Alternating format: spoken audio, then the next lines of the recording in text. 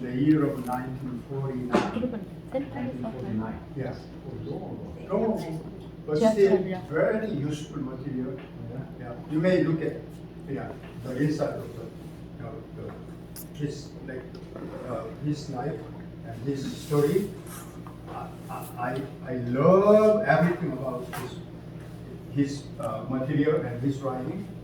I'm going to explain to our colleague in Korean language. So while you are sitting here, you can look at just lovely what's going on there. Yeah. And then this is my textbook. Oh yeah. Yeah. The kingdom of the Church, and- beautiful. Yeah, by this theologian, Dr. Bose, I respect him very much. This is the Korean translation. Right. Yeah. Same book. Yeah, same. Yeah. And why this book is so thick? The editor added some sermon of Dr. Bose. Yeah, his sermon is another one. So this is not expensive one. You may easily find out. Okay. 자, 오늘 이제 우리가 이제 공부하려고 하는 내용은 뭐냐면 하나님의 나라의 그 본질이 뭐냐. 첫 번째는 하나님의 왕권, 영광스러운 그의 권세, 그의 주권적 통치였다. 그걸 우리가 이제 공부했었고, 그것이 어떻게 나타나느냐. 여러분 다 잊어버리시고 자꾸 이제 그러시는데, 예수님이 그걸 설명을 하면서 뭐라고 그러셨냐면, 내가 성령의 능력으로 귀신을 쫓아냈고 바울세부를 제압을 했을 때 하나님의 나라가 너에게 임하였다. 그게 하나의 이그젬플이에요. 근데 이제 여기 전사님 나보고 교수님 그런 하나님의 나라 복이 뭡니까? 지난번에도 물어봤는데 그는 세상에 있는 것으로 언제나 대답하신 적이 없어. 먹는 것, 입는 것, 마시는 것 무엇을 가지는 게 아니다. 하나님의 나라는 로마서 14장에 있는 것처럼 의와 평강과 희락이라 영적인 축복으로 언제나 말씀하셨지 하나님의 나라의 축복이 뭡니까? 이렇게 물어보면 그럼 지난번에 나보고 이제 교수님 좋아하는 규절이 뭐냐고 그래서 글쎄 내가 고린도전서 1장 30절도 좋아하지만 그 이제 신학적으로 중요해요. 나는 개인적으로는 누구든지 나를 따라오려면 자기를 부인하고 자기 십자가를 지고 나를 쫓을 것이니라. 나는 개인적으로는 그건 사명의 말씀이어서 좋아하고 안 좋아하고를 떠나서 목사가 된 한 그건 필수적이라고 그 말씀 따라가야지. 십자가를 지고 자기를 부인하고. 그런데 나는 목사가 되기 때문에 못하는 게 너무 많아. 할 수 없는 게 너무 많아. 그렇지만 그 속에 진리가 있다고 생각하는 거지. 개인적으로. 아니 이 전사님 자꾸 몇 가지 질문했는데 내가 답을 이런 식으로 이제 여러분한테 해주면서 보충해 주는 거예요. 내가 개인적으로 이해하는 그 말씀도 다 지금 하나님 나라의 본질과 관련이 있기 때문에 이런 답을 주는 거란 말이에요. 자, 하나님 나라를 소유했다. 그게 나한테 개인적으로 어떤 행복감과 어떤 기쁨으로 찾아오는가? 그렇게 물어본다면 옷을 잘 입게 누가 뭐 돈을 준 것도 아니고 뭐 세상에서 승진하는 것도 아니고 뭐 기업에 성공하는 것도 아니라고 한다면 우리가 성도들한테 하나님의 나라가 여러분의 것이니까 기뻐하고 만족하십시오. 하나님 나라의 축복들로 더 여러분들이 행복해야 합니다. 그게 도대체 내용이 뭐냐 이거지. 그게 오늘 이제 그 공부를 하는 거예요. 지난 시간에는 언니가 못 오셨는데 지난 시간에는 뭐였냐면 또 다른 하나님 나라의 본질에 대해서 같이 우리가 지난 월요일에 여기서 공부했단 말이에요. 첫 번째는 하나님의 주권, 사탄의 권세를 제압하고 우리에게 임하는 하나님의 주권적 통치. 지난 시간에는 하나님의 나라는 세상의 나라하고 180도 다른 본질이 있어. 이게 바로 정의예요. 정의. 이 세상에는 없어요. 세상 나라들은 다 야바오야. 네, 근데 이것은 정의야, justice. 왜냐하면 하나님의 속성이 의로움이지, 의로움. 그 의로움에서 오는 게 justice란 말이에요. 그걸 지난 시간에 공부했어요. 네? 너희는 먼저 그의 나라와 그의 의를 구하라고 할 때 그 의로움. 네, 우리가 이해하기 쉽게는 정의로 하셔야 돼요. 이 규절을 자꾸 그냥 의로움이라고 번역하면 일반 성도들 이해 못해요. 그러니까요. 그건 하나님의 속성이고 하나님의 속성은 의로움이고 그것이 하나님의 나라로 세상에 왔을 때는 여기서는 정의예요. 우리 윤석열 대통령이 지금 자유와 정의 맨날 부르시잖아. 죄 지은 놈 감옥에 가요. 다 토해내야. 그게 정의 아니야. 맞죠? 그게 대통령이나 뭐 이게 헌법으로 말하는 정의란 무엇인가는 전부 다 일종의 타협적인 성격이에요. 정의가 세상에서는. 응? 봐봐봐. 여러분 잠깐만 봐봐봐. 쓰는 것도 중요하지만 이해를 하는 거지. 내가 학창 시절에 읽은 책 속에 정의란 무엇인가 아리스토텔레스의 윤리학책이 나와요. 나는 머리가 나쁜 놈은 아닌가 봐. 그리고 이때까지 잘 기억하고 늘 설명할 때마다 써먹으니까. 아리스토텔레스가 한 게 너무나 기가 막힌 말이에요. 평균적 정의, 분배적 정의. 아리스토텔레스의 윤리학에 정의가 두 가지가 나와요. 굉장히 똑똑한 철학자지. 지금부터 거의 뭐 2400년 전에 학자가 그런 말을 했으니까. 이게 평균적 정의와 분배적 정의. 평균적 정의란 건 뭐냐면 빵을 나눠주려면 우리 여기 지금 11명 있는데 예를 들면 10명 있다. 여기 정의는 뭐예요? 배를 깎았으면 똑같이 하나씩 다 줘야지. 교수님이라고 하나 주고 전도사라고 반쪽도 안 주고 그러면 불공평이지. 저 내용도 모르고 다 안 먹는다는 거 참 갖다 줘. 안 먹는데. 하나님의 나라는 먹고 마시는 게 아니야. 단 거를 싫어하신다고 한다는 뜻인데요. 단 거를. He's so kind to you. 자, 하여튼 already. 자, 그러니까 그게 평균적 정의야. 평균적 정의. 똑같이 하나씩 다 주라 이거야. 빵을.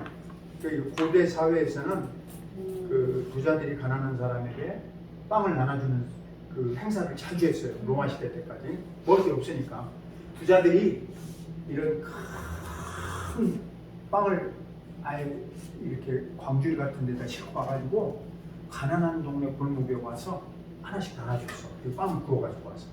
로마 시대 때도 그래요. 귀족들의 의무였어요. 그게. 거기서 나온 게 그 노블레스 오블리주의야. 절대 자기 혼자 안 먹었다고. 부자들이 크게 빵을 구워가지고 와서 가난한 사람한테 나눠줘. 거기서 나오는 말이라고. 아리스토텔레스가 그냥 지어낸 말이 아니라. 그 다음에 분배적 정의는 다른 거야. 이거는 차별이 있어. 이렇게 얘기하면 돼. 미국에서 퇴근 시간에 가장 분주한 곳이 뭐냐면 세탁소입니다. 집에 가는 길에 세탁 찾아가려고. 네? 그러면 세탁소 앞에다 차를 대고 얼른 찾아가야지. 나도 집에 가는 길에 잠깐 들리니까. 어? 그러면 어떻게 해요? 그때 이 분배적 정의는 뭐냐면 일찍 온 손님이 먼저 옷을 일찍 줘야지. 아니 목사님이라고 저 뒤에 왔는데 아니 목사님 먼저 드릴게. 여기 기다리셔? 10명이 왔는데 기다리고 나는 먼저 준다. 그러면 안 되지. 그래서 분배적 정의는 차등이 있다 이거야. 근데 세탁소에서 옷 일찍 온 사람이 일찍 가져가는 정도의 차등이면 참지. 당연히 참아야지. 일찍 온 사람이 받아갔으니까. 근데 만약에 이게 신분제 사회, 신분, 너는 귀족으로 태어났어. 이제 북한이 그런 거 아니야. 그 너까지, 너까지 인간이 그 딸내미 데리고 나왔잖아. 그러게 너무 닮았어. 자, 그런 식의 정의. 아니, 그러니까 김정은의 딸로 태어났으면 그 멋진 옷에 그 멋진 공주 대우를 받고, 어? 병사의 딸로 태어나면 쭈그러들고 아무것도 못 받아. 말이 안 되는 거지. 네. 그래서 우리가 정의를 생각할 때 늘 아리스토텔레스가 했던 말에 맞는 것 같지만 그때 목사님 틀렸지? 분배적 정의에 신분제 사회를 정당화해버리는 정의가 들어가 있어. 이 사람은 신체적 국가론을 주장했거든. 플라톤 선생님하고 같이. 이 신체적 국가론이라는 게 뭐냐면 나라는 이 신체와 같다 이거야. 왕이 머리고 그 다음에 귀족이고 어깨는 무사계급이에요. 어깨가 힘쓰잖아요. 그러니까 군인 계급이 나라를 바치는 어깨야. 그러니까 군사 국가니까 장군들이 힘께나 쓰고 땅 많이 차지하고 그 다음에가 배야, 배. 배는 뭐야? 여성들이 애기도 낳고 우리가 음식도 먹고 소화하잖아. 생산자 계급이다 이게. 신체에다가 나라를 비유했어. 그 죽었다 깨나도 여기 계층은 여기 못 올라가고 여기 못 올라가는 거지. 신분제 사회니까 제일 비참한 건 발이라고. 노예. 이 발바닥으로 태어나서 맨날 떠받치고 그게 민주국가가 아니지만 동시에 정상적인 국가로 그렇게 고착화시키는 건 안 되는 거지. 이게 플라톤의 국가론이고 이게 아리스토텔레스의 지금 말하는 배분적 정의예요. 그러니까 평균적 정의, 분배적 정의 나눴는데 그 배경에는 신체적 국가론이 플라톤에 의해서 가르쳐집니다. 틀렸지? 그런 정의가 어디가 있어? 너는 태어날 때부터 고대 왕실에서 태어났으니까 너는 그 대우 받으면 평생 동안 노력도 않고 일도 않고 놀고 먹으면서 미친 짓만 하느냐? 말이 안 되는 거지. 네. 이런 것들이 이제 깨진 게 언제냐면 종교개혁. 종교개혁자들이 이걸 깹니다. 왜? 왕도 법을 지켜야 한다. 그래서 입헌군주제라는 게 나오는 거예요. 네. 유명한 세뮤얼 러터포드라는 신학자가 그 책을 썼어. 왕도 법을 지켜야 한다. 법이 왕이다. 왕이 법이야. 짐이 법이다. 그러면 안 되고 왕도 법을 지켜야 한다. 이 종교개혁에서 나오죠. 후기, 초기에는 안 나왔어. 초기에는 루터부터 이렇게 말 못했다고. 근데 한 150년 지난 다음에 세뮤얼 러터포드에 가면 후기에 나왔고 여기서 한 걸음 더 나가면 이제 장자크 루소예요. 사회 불평등 기원론이라는 책을 써버렸어요. 그 다음에 이제 몽테스큐에 같은 학자들이 이제 상권 분립을 말하고 상권 분립, 입법, 사법, 또 행정 분리하자, 권력도 나눠야 한다. 이렇게 하면서 점점 민주국가 체제로 온 거예요. 그러니까 이제 하나님의 나라의 그 특징이 하나님의 속성에서 왔다. 그게 두 번째 내용입니다. 하나님은 의로우신 분이시니까 그를 통치하는 나라는 항상 정의입니다. 오늘 공부는 이제 세 번째인데 그 하나님 나라의 축복이야. 하나님 나라의 축복인데 오늘 세 번째 내용이 그 하나님의 나라의 축복이 뭐로 나오냐면 아주 간단해. 핵심은 딱 두 가지인데 하나님 나라의 축복이 하나는 첫 번째 하나는 뭐냐면 하나님이 우리의 아버지 되심과 우리가 그의 자녀됨. 그러니까 Father, 영어로 하는 게 참 좋더라고요. Fatherhood and sonship. 첫 번째 축복이 킬동과세 첫 번째 축복이 Fatherhood.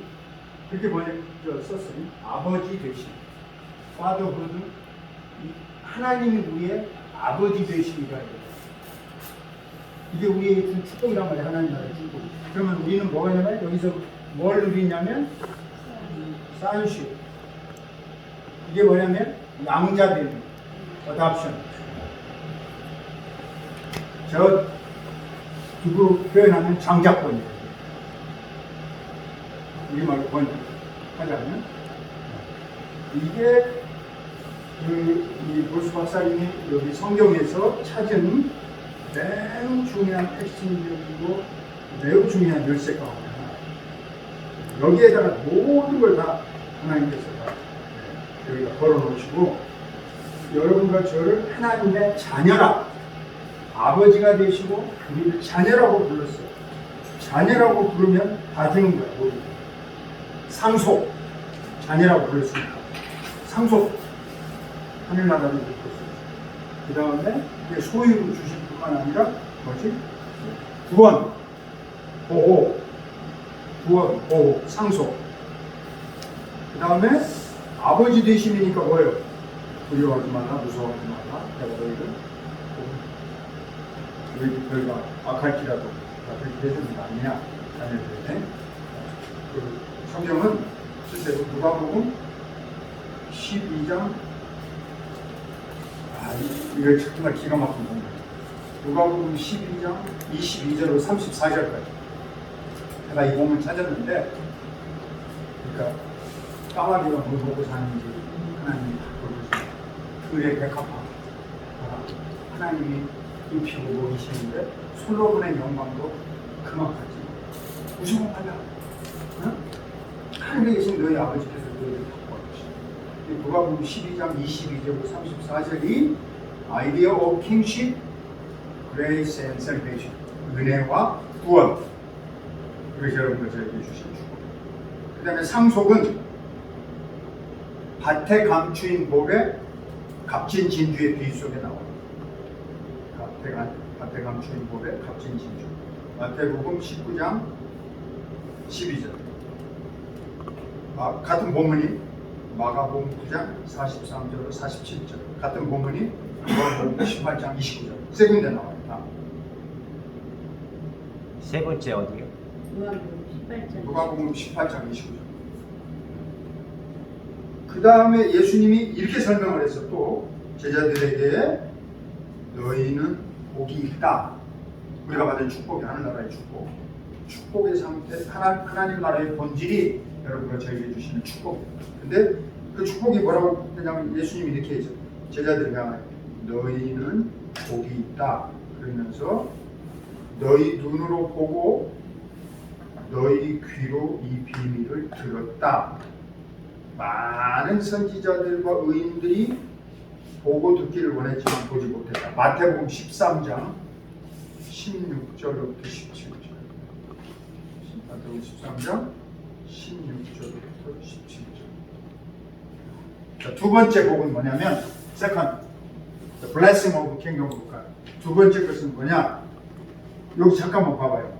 이 life라는 단어를 여러분이 뭘로 번역하느냐에 따라서 여기는 영생, 생명, 삶 이렇게 말할 수 있어요. life를 어떻게 번역하느냐. 왜냐하면 어떤 규절은 영생이라고 번역하고 어떤 규절은 생명이라고 번역하고 어떤 규절은 뭐 삶이라고 번역을 했어요. 예를 들면 이 축복을 요한복음 17장 3절에서는 하나님과 그의 아들 예수 그리스도를 아는 것이 영생이다. 그때 이 번역이 나이트예요. 그때는 영생이라고 했다. 응? 이 출애굽 사건에서도 이 비유가 나와요. 그래서 하나님의 나라를 소유한 자들에게는 영생을 주신다. 또 다른 표현으로 하면 이것은 구원을 주신다는 건데, 이제 목사님 이렇게 본문을 보시면 72쪽 페이지로 하는 72쪽 보고 있어요. 이 두 번째 이 영생이라는 생명이라는 요한복음 10장 3절에 이 본문이 이 두 가지가 따로 노는 게 아니야. 이 자녀됨의 축복을 누리는 자들은 아까 돌보심, 보호하심, 인도하심인데 자녀됨, 아들됨의 축복 속에는 단순히 도덕적 영역에만 그치지 않는다. 이 말 하나 써놓으셔야 돼요. 도덕적 영역. 도덕적 영역에서 하나님의 자녀로 살아가는 것으로 끝나는 게 아니라 아들됨의 축복이 하나님의 자녀가 됐으니까 나쁜 짓 안 하고 착하게 산다. 그걸로 끝나는 게 아니다.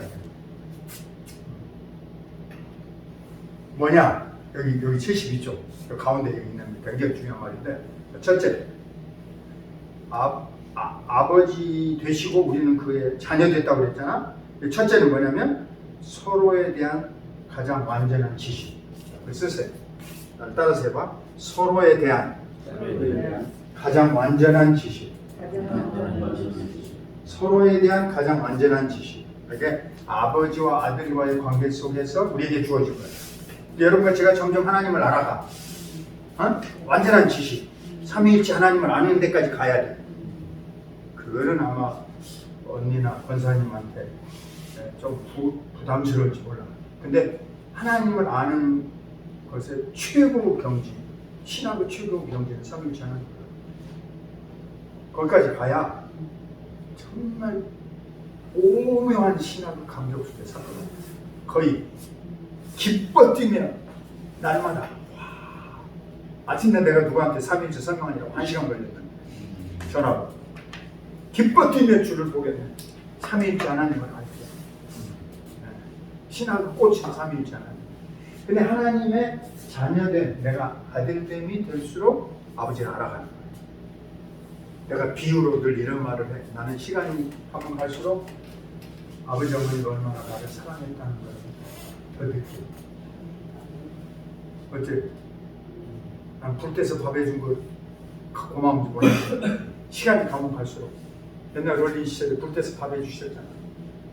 그렇게 고생하셨는데 내가 고맙다고 그 말씀을 못했네. 다른 집도 다 불때서 밥을 먹었는데 뭐 똑같은 줄 알았지. 그렇지만 어머니는 고생하신 거잖아. 겨울철에 빨래하느라고 세탁기도 없는데 얼마나 고생. 내가 세탁할 때마다 어머니 생각나는 거야. 왜냐면 세탁기라도 하나 좋은 거 사드렸어요. 예를 들면 그러면 뭐 우리 세탁기 어디가 있어서 월남에서 돌아온 김상사 올 때 세탁기 가져왔지. 짤순이. 월남 전쟁 후에 그게 들어온 거라고. 그러니까 시간이 가면 갈수록 내가 부모님에 대해서 더 알면 조금씩이라도 더 감사가 느껴지듯이 우리는 아버지와 아들과의 관계, 하나님에 대한 지식이 깊어진다. 이게 축복이에요. 여기서 아버지와 아들인 게 하나님 예수님 말씀하신 게 아니고 하나님 아버지와 나사가 우리 사이. 네, 우리 아들들. 근데 그러면 근데 완전한 그 삼위일체 하나님을 알아가면서 훨씬 풍성해. 그럴 때 내가 아버지를 아는 거지. 내가 어머니나 하나님 아버지와 나사인 것처럼 그럼. 하나님 예수 내가 아버지를 아는 거지. 아는 것처럼 더 깊이 삼위일체를 아는 거야. 지금 내가 비유를 들었잖아. 내가 돌아가신 어머니 아버지가 얼마나 좋은 분이었다는 것을 시간이 가면 갈수록 느끼잖아. 그런 것처럼 내가 하나님의 아들로서 하나님과 교제를 누릴수록 삼위일체 하나님의 존재와 속성을 더 이해하게 될 거 아니야. 기가 막히게 나는 행복한 사람이 될 거 아니야. 오묘한 신에 대해서 깨닫는 거야. 지금은 둘이 봉봉해. 삼위일체. 그 삼위일체는 위해서 우리가 너무 많이 뭐 양태로도 들었다가 또뭐 훨씬 더 깊이 나가요. 근데 들었다고 아주 우리는 지금 또 어떤 이론으로는 그래서? 이렇게 정리가 되긴 해요. 네, 그러나 아들로서의 관계에서 드러나는 축복의 첫 번째가 서로에 대한 완전한 지식. 하나님에 대한 완전한 지식. 가면 갈수록 더 알아집니다. 감사해요. 두 번째는 가장 직접적인 공통의 삶. 이게 가장 직접적인 공통의 삶. 다이렉트. 세 번째가 목적의 가장 완전한 통일성. 이거 번역이기 때문에 어쩔 수가 없어요. 일단 적어놓고 보죠. 목적의 가장 완전한 통일성. 아니 하나님께서 내 인생의 목적으로 정해놓으신 것에 내가 완전히 마음이 통일되는 거예요. 네 번째가 하나님과 사람이 서로 축복과 평안의 완성을 함께 소유함. 이 네 가지, 이 모든 것들이 네 번째 다시 번역해요. 하나님과 사람이 서로 축복과 평안의 완성을 함께 소유함. 그게 뭐예요? 예를 든다면 마음이 청결한 자는 하나님을 보았다. 이거예요. 이게 최고의 참고예요. 얼굴과 얼굴을 대하여 보는 거예요. 축복과 평안의 완성을 함께 소유함. 그건 얼굴과 얼굴을 대하여 보는 거예요. 여기 네 가지. 자녀 됐다고 해서 뭐가 축복이냐? 여기 자녀가 됐다고 해서 뭐가 축복이야? 아버지를 알아가는 거예요. 아버지를 알게 돼. 나하고 사이에. 근데 그 아버지는 어떤 아버지요? 삼위일체 되신 아버지. 내가 돌아가신 아버지 어머니에 대해서 시간이 가면 갈수록 감사하다고 그랬잖아요. 나는 하나님에 대해서 시간이 가면 갈수록 더 어떻게 돼요? 더 깊이 알고 더 감사할 거 아니에요. 그 하나님의 오묘하심에 대해 내가 뒤로 낮아빠질까? 이런 하나님이셨어. 응? 삼위일체 하나님을 더 깨달아간다. 두 번째는 직접적인 공통의 삶. 우리는 전부 다 개인적 쾌락주의에 빠져 있어요.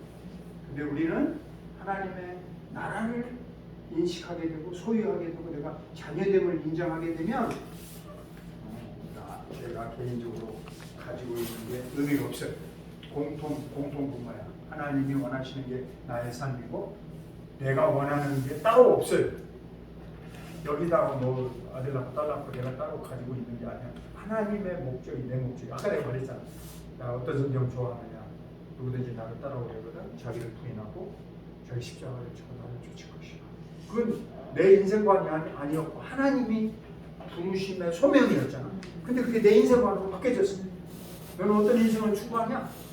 아버지께서 나를 부르신 대로 따라가는 인생을 추구합니다. 어떻게 사는 거냐?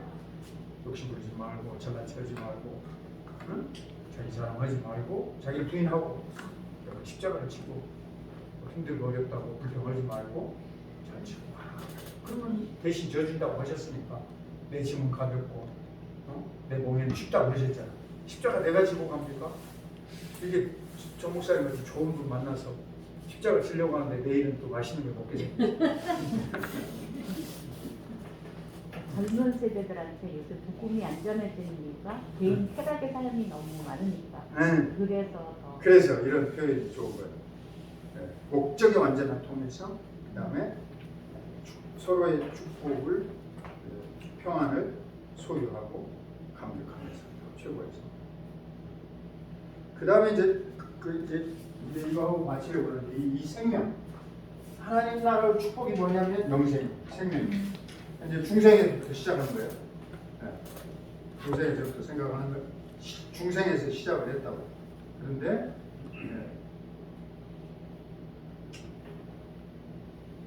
이 두 가지 다 이 땅에서 누릴 수 있는 하나님 나라의 특권이고 하나님 나라의 축복이다. 아까 여기에 아들됨, 양자됨 이 권세 속에 영생도 들어있다고 했어요. 여기도 또 영생이 또 나와요. 여기도 들어있어요. 영생, 영원한 생. 그래서 하나님 나라의 축복과 하나님 나라의 축복의 관계를 우리가 예수님께서 가르치신 대로 발견하게 된 거예요. 이걸 설명해 주려고 예수님이 설명한 거예요. 그러면서 하나님 나라의 보배와 기쁨으로 네가 가득 차라. 하나님 나라의 보배와 기쁨으로 네가 가득 차라. 하나님 나라의 보배와 기쁨으로 가득 차라. 그걸 최고의 것으로 인정해요. 그러니까 하나님께서 사람을 위해 예비해 놓으신 모든 것들을 소유한 자가 되라. 하나님께서 사람을 위해 예비해 놓으신 모든 것들을 소유한 자가 되라. 여기까지. 그렇게 너무 복잡하게 하면 여러분이 이해를 못하니까 오늘 여기 칠판을 보면서 그러면 하나님 나라의 본질을 나에게 지금 현재의 삶 속에서 앞으로 주어질 삶 속에서 어떤 축복으로 오느냐. 하나는 나의 아버지가 되어주신 축복이야. 그럼 나는 그의 아들이고 나는 그의 자녀라. 여자분들 여기 빠져있는 거 아닙니다. 너희는 하나님의 자녀라. 이렇게 성경이 되어 있어. 여기 산십이라고 보니까 도터십은 없냐? 딸은 빼놨냐? 그 시대는 대표 단수니까 자녀들이네. 자녀들. 여자도 들어간다고. 이게 하나님 나라의 축복이에요. 내가 하나님 나라에 들어있다는 나에게 주어진 축복이에요. 그러면서 그를 더 알아가고 그를 더 내가 기뻐하고 그와 함께 더불어서 주신 영생을 누리는 거잖아요.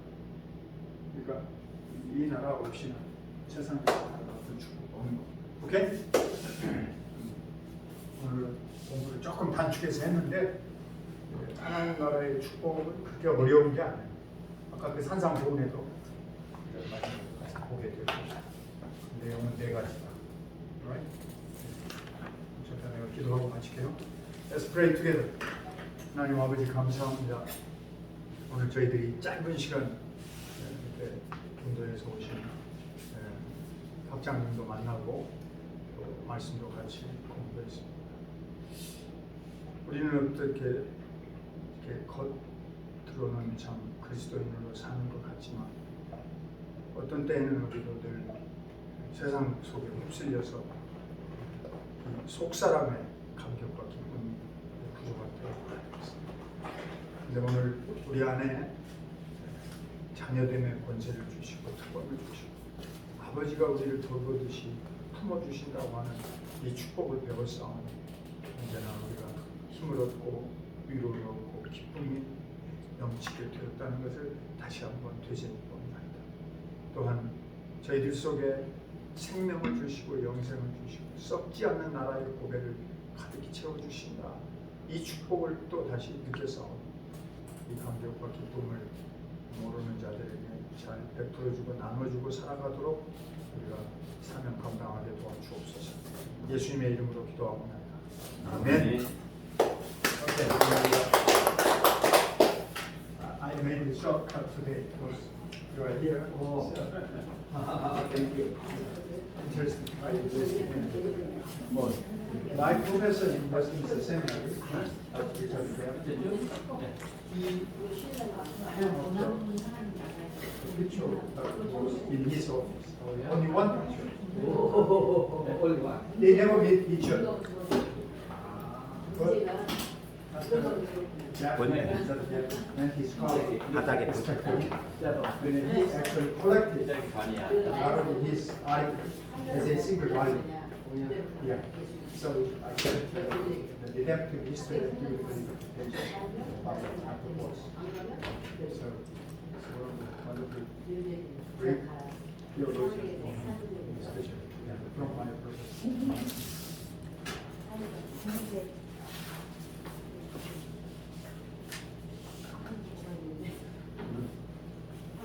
And then this lady came, she submitted to her doctoral dissertation in this semester.